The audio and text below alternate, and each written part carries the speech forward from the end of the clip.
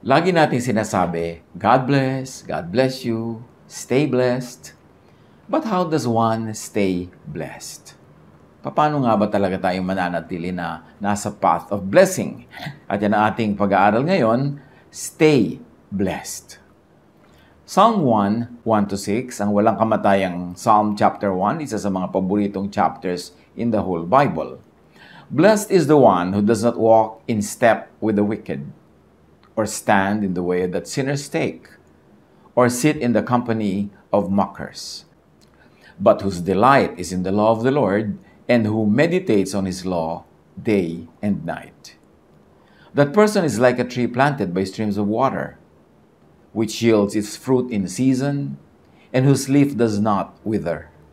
Whatever they do prospers. Not so the wicked. They are like chaff that the wind blows away. Therefore the wicked will not stand in the judgment, nor sinners in the assembly of the righteous. For the Lord watches over the way of the righteous, but the way of the wicked leads to destruction. Words pregnant with meaning, hitik na hitik, punong-puno ng mga karunungan, kaalaman, yan ang mga kagalingan pag nagbabasa ka ng mga sinaunang mga compositions. Because it takes a lifetime para makaproduce ka ng mga latik ng karunungan.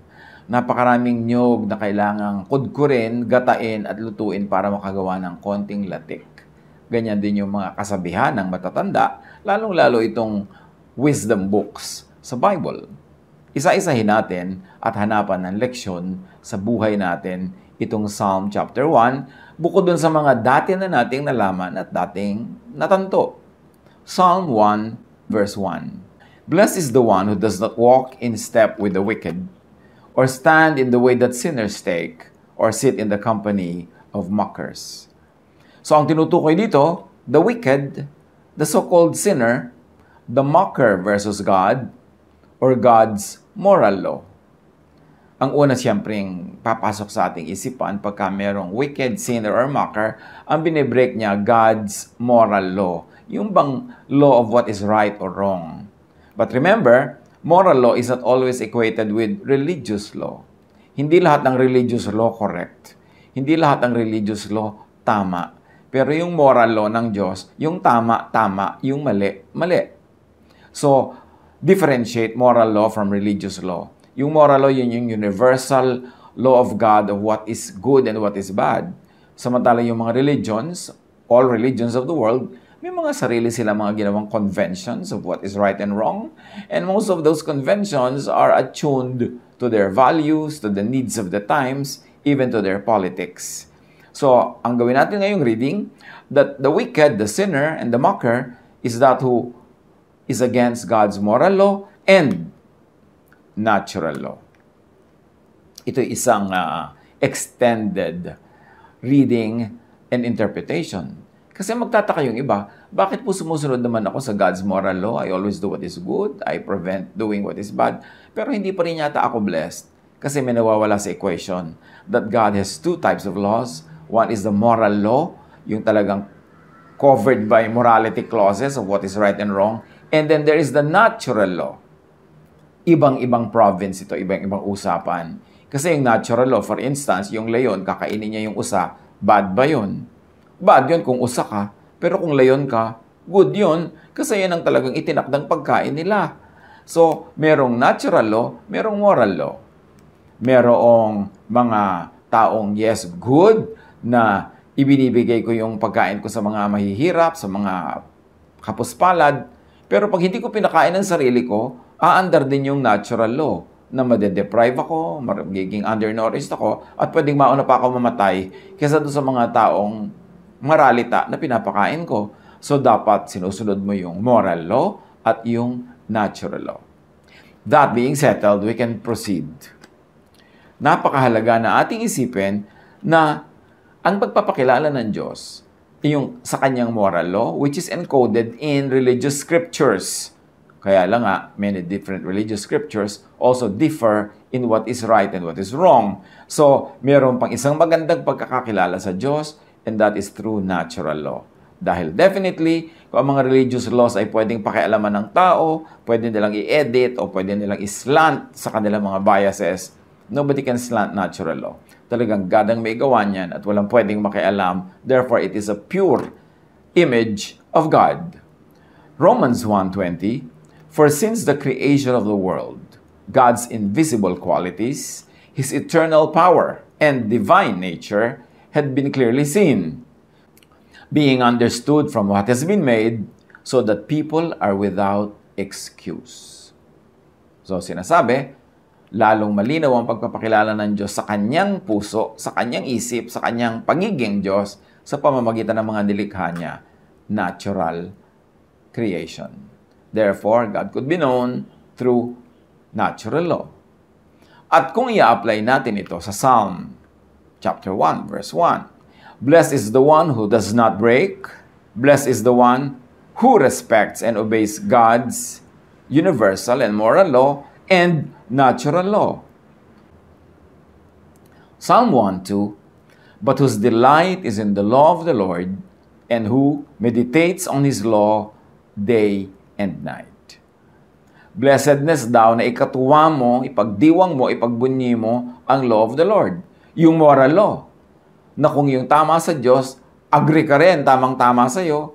Yung ayaw ng Diyos, ayaw mo rin, blessed ka. Kesa nakikipagtunggali ka na yung ayaw ng Diyos ang gusto mo, at yung gusto ng Diyos ayaw mo, paano ka mabe-bless nun? So yung moral law, mahalaga, agree ka dyan, pero dinagdagan nga natin yan ng isang angle ng natural law. Blessed ka kung nagde-delight ka rin, nagbubunyi, natutuwa at sumusunod sa natural law. Meaning, para ka umani, magtanim ka. Para ka matulog ng mahimbing, linisin mo ang iyong konsyensya. Para ka lumusog, kumain ka ng tama, magpahinga ka. Sinusunod mo rin ang natural law. Blessed ka nun. Kasi maraming tao, they struggle to really, and they strive very hard to obey God's moral law. At doon, pasado sila.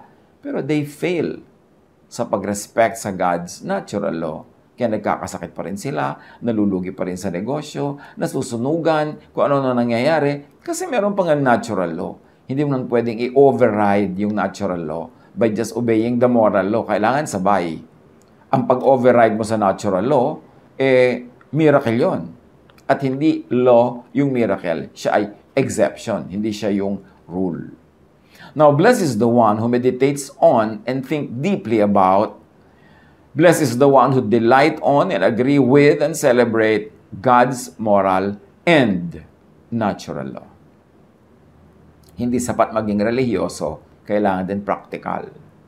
Hindi sapat na napakataas ng grade mo sa morality tas bagsak ka sa physical sciences. Kasi magkakaroon din yan ng repercussion sa iyong buhay, makaka-apekto sa iyong blessedness. Psalm 1:3, that person is like a tree planted by streams of water. Yun daw taong nagre-respect sa God's moral and natural law, which yields its fruit in season, and whose leaf does not wither. Whatever they do, prospers. Pagka sumusunod ka sa God's moral law of what is right and wrong, what is good and bad, ino-observe mo yan. At pagkatapos sumusunod ka sa natural law, nagtatanim ka sa tamang panahon, ginagawa mo yung dapat, iniingatan mo yung sarili mo na hindi ka mahulog dahil may law of gravity, yan, para ka daw punong nakatanim sa tabi ng batis. Ano man ang mangyari, nakasawsawang yung ugat sa tubig, napapainom ang halaman, mamumunga, laging sariwa mga dahon, at ito ang blessedness. Huwag kang lalayo sa streams of water. Yung streams of water na yon, moral water and physical water. Yung natural water and spiritual water. Pareho mo dapat magkasabay na ino-observe ang mga bagay na yan para patuloy tayong maging blessed.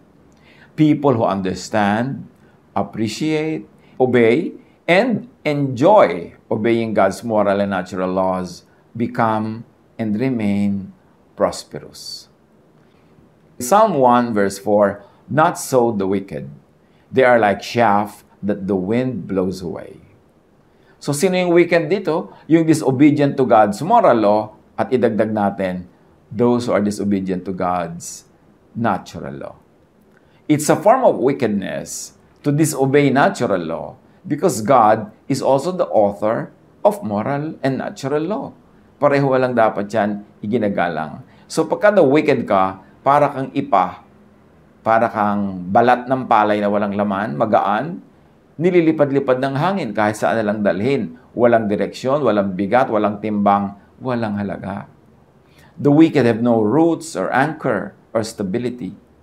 The wicked have no directed growth to fruitfulness, and they have no sure path to prosperity. And remember, this is not only the wicked in moral terms, but also the wicked in terms of not obeying, not respecting natural law. Hindi sapat na relihiyoso ka, hindi sapat na spiritual na moral ka, kailangan din nakasubmit ka to physical laws, to the natural law of creation. Psalm 1, 5-6. Therefore the wicked will not stand in the judgment, nor sinners in the assembly of the righteous. For the Lord watches over the way of the righteous, but the way of the wicked leads to destruction. Non-adherence, disobedience to God's moral and natural laws have automatic consequences. At yan ang dagdag na angle sa pag-aaral natin ngayon ng Psalm chapter 1, na hindi lang yung sa moral, kundi sa natural and physical din, sa pagsunod sa mga batas ng Diyos, nandun ang blessedness. Galatians 6:7, if you think you can fool God, you're only fooling yourselves. You will harvest what you plant. And apply this spiritually, apply this physically, practically. Kailangan kung ano yung gusto mong anihin, yun ang itatanim. Ano gusto mong umani ng peace of mind? Anong itatanim mo sa iyong brain, sa iyong utak? Di peaceful thoughts. Kailangan naman magkaroon ka ng peaceful sleep. Ang itinanim mo dyan, puro bad news, lalo fake news, lalo yung mga hysterically bad news. Paano ka magkaka-peace? Gusto mo ng peace in the Lord. Nangako na nga siya na, I will never leave you, I will never forsake you, I will always take care of you. Tapos ang lagi mong iniisip, mga nakaka-torture na idea ng mga end times, na according to Matthew 24, tapos na nga. Pero gusto mo pang hindi pa tapos, gusto mo mangyayari pa lang, ninenervyos ka tuloy. So ang bunga ay gulo kasi ang tanim ay gulo. Both physical and spiritual pagtatanim ang pinag-uusapan natin. Yung ang gusto mo, ang ani mo, masagana ka, marami kang pera pag lockdown, marami kang savings kahit magkaroon ng quarantine. Anong tanim mo? Nagtanim ka ba ng pagsisikap? Nagtanim ka ba ng sipag? Nagtanim ka talaga ng diskarte? Nagtanim ka ng pagtitipon, pag-iimpok? O ano tinanim mo? Kung itinanim mo kasi katamaran, ang itinanim mo paggastos sa walang habas, ang itinanim mo wala kang ginagawang paghahanda, siyempre ang aanihin mo yun din. O anong itinatanim mo emotionally sa iyong puso? Pag-ibig sa kapwa. O di ang aanihin mo rin pag-ibig. Kung hindi ka man ibigin ng taong exactly na inibig mo, may ibang iibig sa'yo. Kasi ang itinanim, aanihin. Pero kung wala ka namang itinatanim, tapos aasahan mo, aani ka nun. Paano mangyayari yon? That's why blessed is the man who walks not in the counsel of the wicked. At yung wickedness na yun, kahit spiritual, kahit scientific. Merong scientific wickedness yung hindi mo nire-respect ang law of science. Hindi ka kumakain ng tama, hindi ka natutulog ng husto, tapos gusto mo malusog ka. He cannot be blessed that way. You have to do it spiritually and physically. Naturally and spiritually. Sabay. For survival, growth, and fruitfulness, know God's universal moral law as taught by Jesus. And as taught by others, but filtered through Jesus and affirmed by Jesus.